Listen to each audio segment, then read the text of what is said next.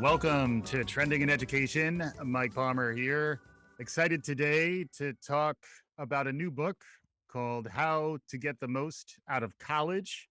More than that, it's to talk to a new guest, someone who hasn't been on the show before, and he's got an interesting background. We're going to hear about it in a second. But before we do any of that, I just want to welcome Elliot Felix to the show. Elliot, welcome to Trending in Education. It's great to be here.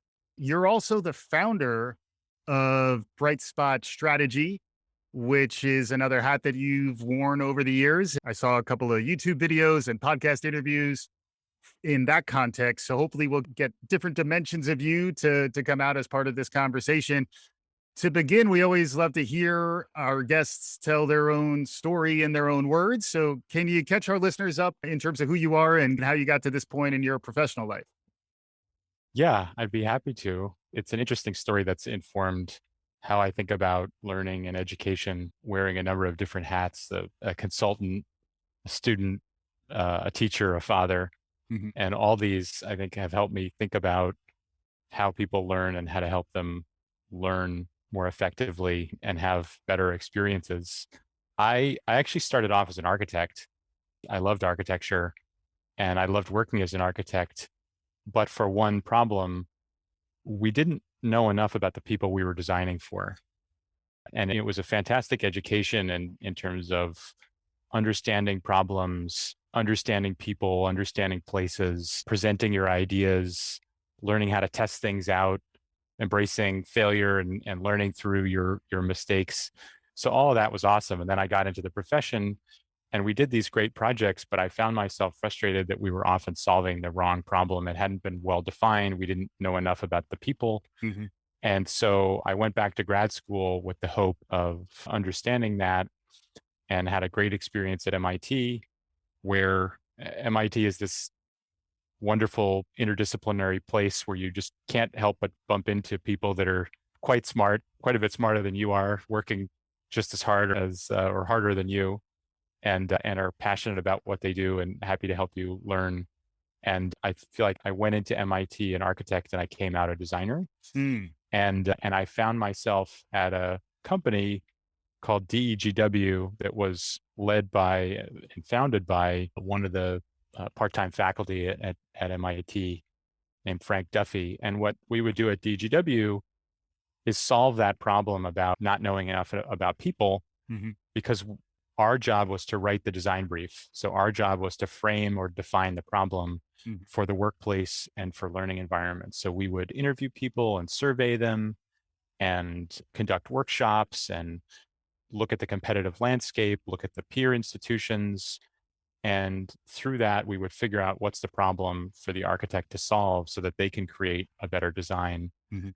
And that was terrific. And I learned a lot of social science research techniques and a lot of things on the job. And then toward the end of that, I guess I came to a second realization, which was that space wasn't going to solve all the problems we were uncovering. Mhm. And I don't mean problem in a negative sense. I've come from a background in design. So a Yeah. problem is actually an opportunity. You also don't mean space in terms of rockets to the moon NASA. either. Yeah. Although one of the interesting things, one of the bits of industry jargon is that when you add up and you quantify the amount of space that someone needs, that's called a space program, which sounds an awful lot like NASA. And some of our clients actually get a kick out of, oh, we're going to go to Yeah. at this meeting, we're going to talk about our space program. Yeah. I'm sure I would be the guy who would say, Houston, we have a problem. But Yeah. So I realized that ultimately my clients, whether they were universities or big tech companies, they were trying to create better experiences for people.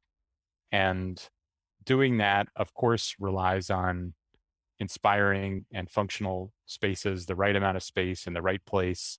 But it's also about the support services, that everything from food and events, technology, and on an academic campus, everything from admissions to career services and library and technology and Mhm. everything in between. And then it's how those services are staffed and how people are organized. And then it's the systems that people use. And that idea that you could think about spaces and services and staffing and systems and putting them together is how someone gets a great experience. That was the founding premise of Bright Spot. Mhm. And I started BrightSpot about 11 years ago. And since then, we've been lucky enough to work with more than 100 colleges and universities and actually impact more than 1 million students when you add up who's logged onto a system or stepped foot in a space or used a service. And last year, we became part of a global consulting and engineering firm called Bureau Happold. That's, I think, the next stage of the journey is to have the support to scale to reach even more students and faculty and staff and alumni and integrate lots of really fun complementary services like analytics and economics and sustainability and technology in it. Yeah. To me, it feels a lot like being back at MIT again. I have this huge network of fascinating and interesting and smart people that are all trying to create better experiences for people, whether it's a student on a campus or an employee in the workplace or a fan in the stadium or a traveler in an airport. And it's just fantastic.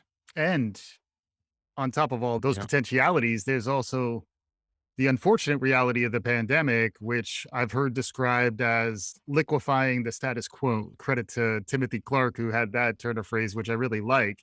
But the idea that things that may have seemed rigid, immovable, suddenly have been shook as we're recording this. Decisions are being made campus by campus around the approach to the pandemic response, the different pressures that are being felt, the culture wars in many ways are being lived out on our campuses these days, which includes challenges around online learning and all of these things. It's a challenging time, but there is some opportunity. And I imagine there's increased awareness that the approaches that you're describing, design thinking, getting to know your users, understanding the problems that they need to solve, those trends are also giving you some positive momentum. So I would be curious, based on your experiences, what has been the impact of the pandemic? You know, one of the things I've heard from a lot of people is that things have been accelerated. And in some ways, we're moving much further, much faster. You're someone who's thinking about designing for the future.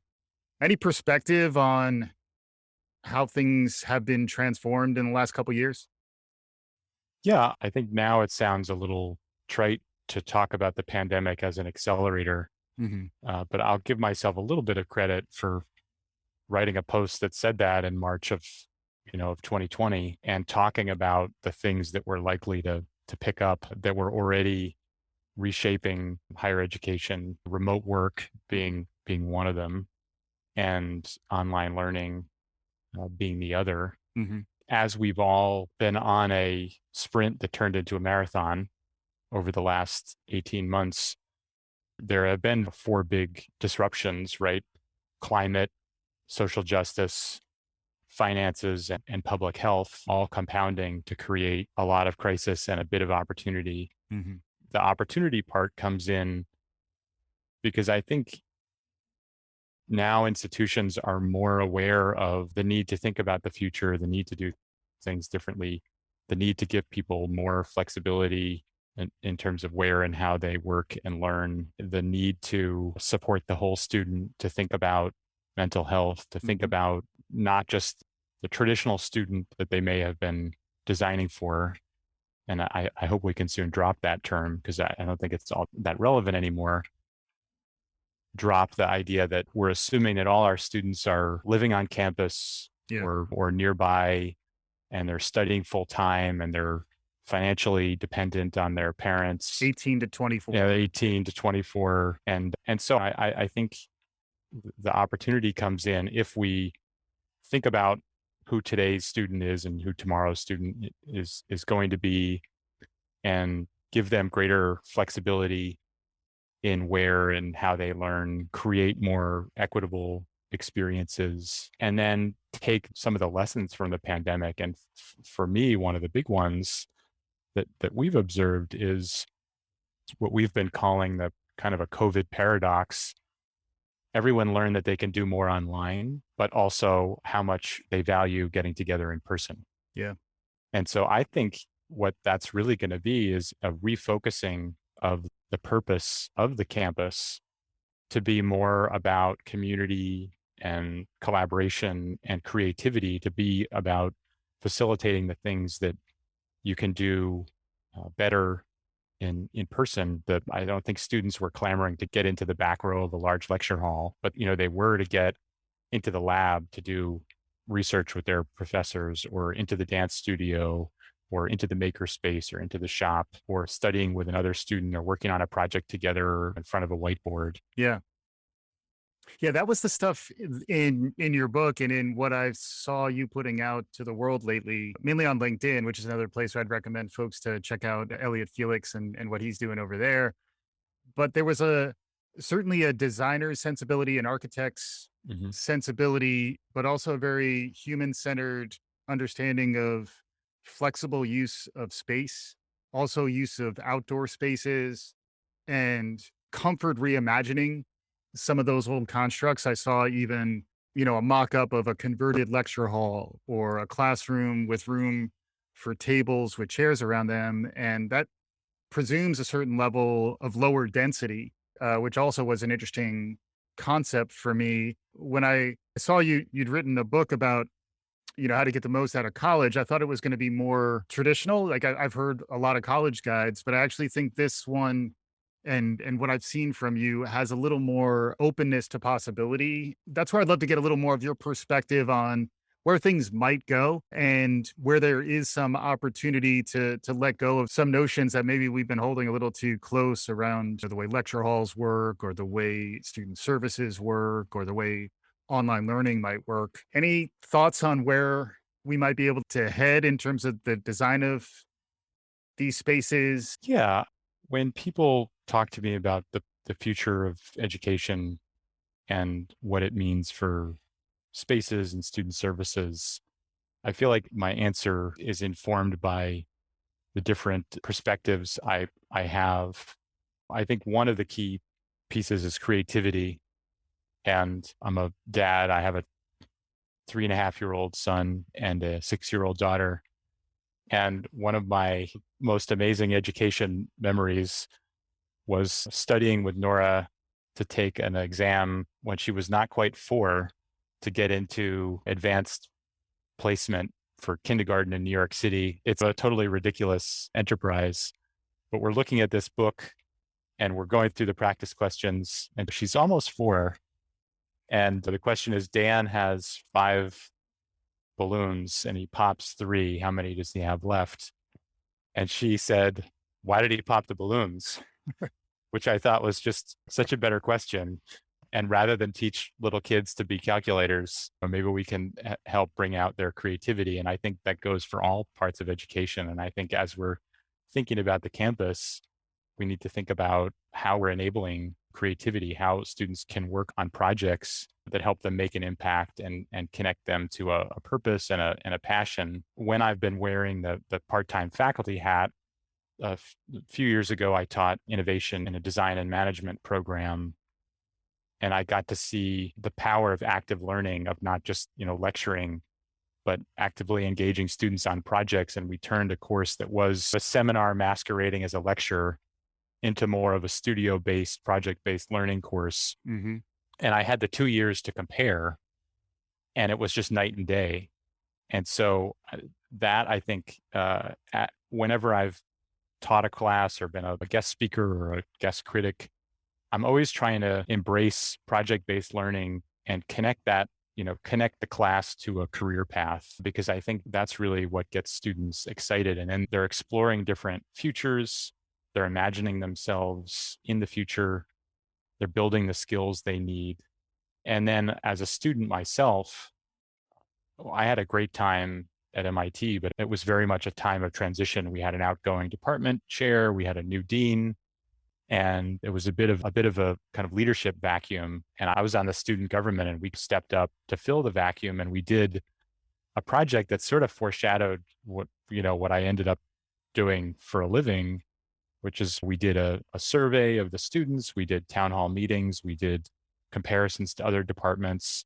And out of that, we honed in on a few key problems, took them to the dean, and to her credit, she said, yeah, let's do it all. This Yeah. makes perfect sense. And we doubled the salaries of TAs.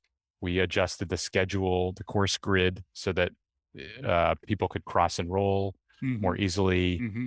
and we really showcased the thesis project as a kind of culmination. And for me, the big takeaway from that is that the future needs to be co-created with students, and they can play a real role in not just shaping their own experience and their own education, but working with their college or university to think about and co-create the future. Absolutely. It reminds me of a book. Just interviewed Lauren Buckman, who's the president of the Art Center College of Design in Pasadena. And he wrote a book called Make to Know, which is that you don't really know, even out from an artist or a creator, you don't really know what you're making until you get out there and start to make it and understand the uncertainty and the risk of putting yourself out there. And then you extend that to include the collaborative. You're co-creating not just with your instructor, but also with your peers. All these things to me are very much related to that first good job and the way in which the workplace is also transforming at the same time. And that's why I was very intrigued by the fact that you have worked with both organizations, whether they're higher ed or other sorts of organizations, around how to think about these types of reimaginings and redesigns. But then it was nice for me to at least see you start to pull that into the context of higher education, which many times is a little bit behind in terms of fully embracing design thinking, but also very hungry to make those connections to the future of work and the community, understanding how to be an effective contributor to society coming out of your undergraduate experience. Can you talk about some of the connections you've been able to make between those two contexts? Yeah. Yeah, it's a great question. And I feel like each has something to learn from and teach the other. Google has been a client of mine since 2006. Hmm. And I don't think I'm giving away any secret or anything that isn't in the public domain, but they very much think of themselves as akin to a university, and their campuses have very similar aims to university campuses in terms of creating and sharing knowledge and building community Mhm. and sparking innovation. And so I think, universities want to learn from companies and companies want to learn from universities. Mhm. And to move in the other direction, I think libraries are sort of the workplace of the future. There's a simple side to that, which is the people that are in the library today are tomorrow's employees. The way today's libraries are designed, they're very much like the workplace of the future in that they give people a lot of variety and choice and where and how to learn. They give people opportunities to make things in a hands-on way, to showcase the things that they're making, to reconfigure things, give them a sense of ownership. So those are ways that I think higher ed is influencing the corporate world. And I think the corporate world is influencing higher ed in a number of different ways. I think certainly when it comes to embracing more flexible workspaces for their faculty and staff. And certainly when it comes to things like research and innovation parks, where there is this like very fruitful overlap and a kind of a spectrum from basic fundamental research into technology transfer and translational research into commercialization. Mhm.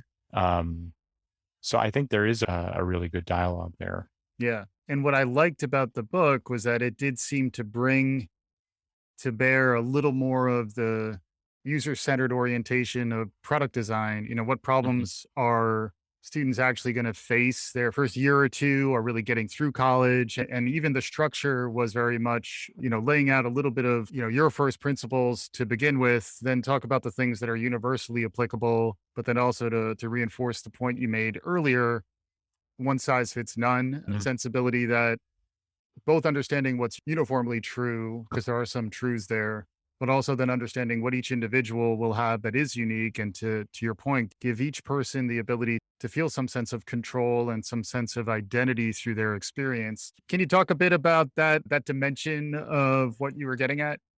Yeah, probably the most important idea in the book is that your college experience is something that you take charge of as a student and that you create.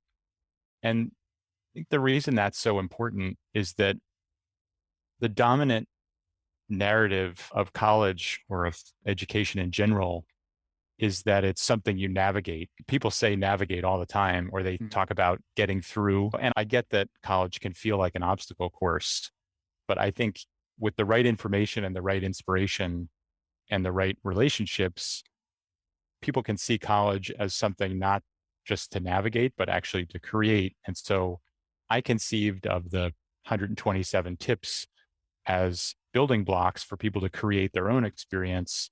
And my thought was, I've worked for 100 colleges and universities. I know how they work. Let me pass this along to students and parents so they can make it work for them and they can get the most out of it. They can take full advantage of what their colleges and universities offer. Because, if there's one thing I observe in doing this consulting work, it's the limits or the problems of this navigation narrative.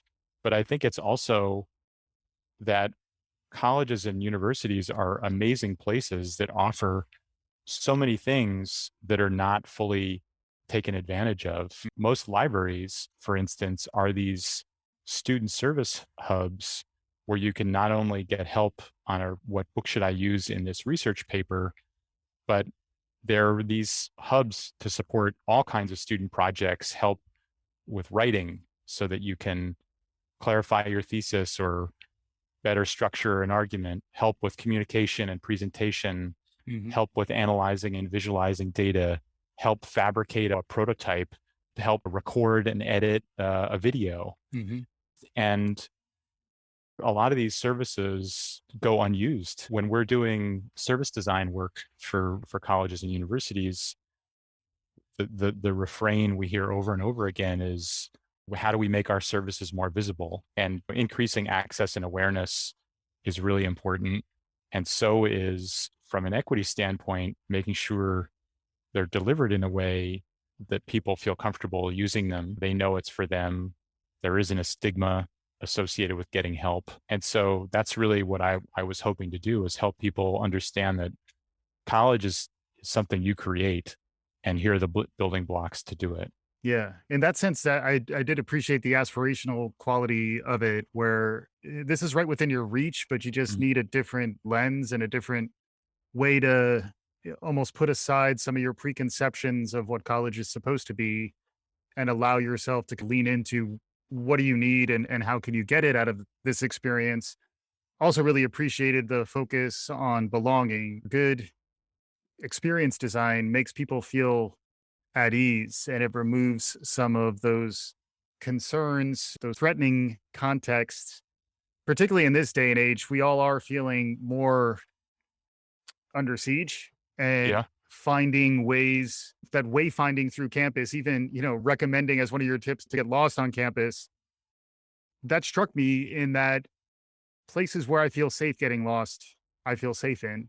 And hopefully the campus is designed in such a way that you can feel like it is a place that is for you, not a place where you're not allowed to go to this part of campus, you're not allowed to go here or there. Can you talk about just a little bit of the emotional design component and the idea that these cultures need to set themselves up so that everyone feels like a sense of identity, belonging, and home on their campus? It's really great that so many people are realizing how important that is.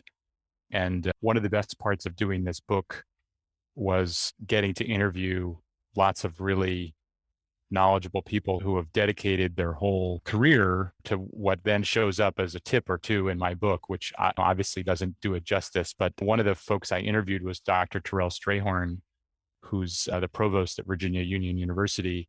He literally wrote the book on college student belonging and has done dozens of articles and a ton of research around how people feel like they matter, like they're connected, like they're supported, like they're enough, and the role that space and student services and other things play in that. And I think it's a combination of strategies. And ultimately, I'm heavily influenced by the Robert Putnam idea of bridging and bonding capital. I think universities need to embrace that for the bonding capital, where you're connecting with people in your in group I think increasingly universities are realizing the importance of identity-based centers that might be a first-gen center or an LGBTQ plus or a pride center or a student parent center or an international student center, transfer student center. And these are great places to both facilitate that bonding capital where people can meet people like them and they can get support services and resources. So if you're an international student talking to someone who actually understands the visa process, or if you're a transfer student, someone who can help you actually get your credits transferred. Whereas on average, people lose 40% of their credits when they transfer, which to me is crazy. And so I think the bonding piece is where we're doing pretty good, because there's an increasing recognition about spaces and services that can support folks. And of course, there's a lot of diversity in any group, even if they all quote unquote look the same. So I'm oversimplifying a little bit here. But I think the bridging capital is maybe the harder nut to crack, because you have to make people feel safe to go outside their group. And that takes more or less effort depending on how inclusive an environment is, and more or less risk. But I think that the places that do this well create that sense of safety.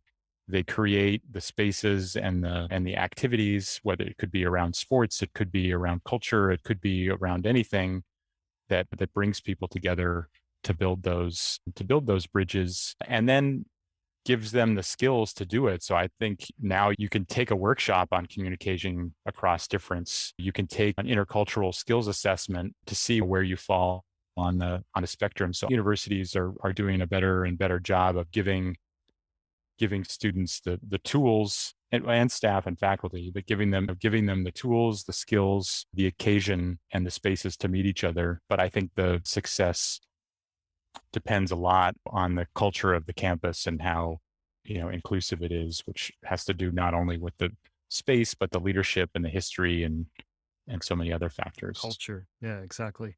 So amazing conversation. I can see how you have 127 tips. There's plenty of good nuggets that you can provide. I did just wanted to ask you maybe to share the extended mind tip, because I saw you just shared it earlier as a taste, because in case folks are curious what the types of tips are that they might encounter in your book, I thought maybe we could get that quickly, and then I'd love to get some concluding thoughts before we wrap up.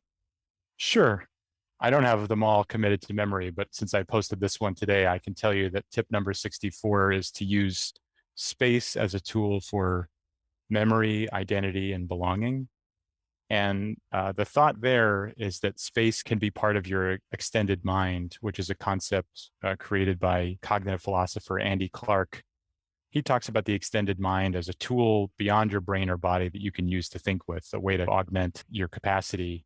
And space has this capacity because it can do more than meet your functional needs, right? It can be more than a place to do stuff and store your stuff. It can be a tool for memory. For instance, putting up a calendar so you can keep track of your deadlines, putting up Post-its about important things you need to remember.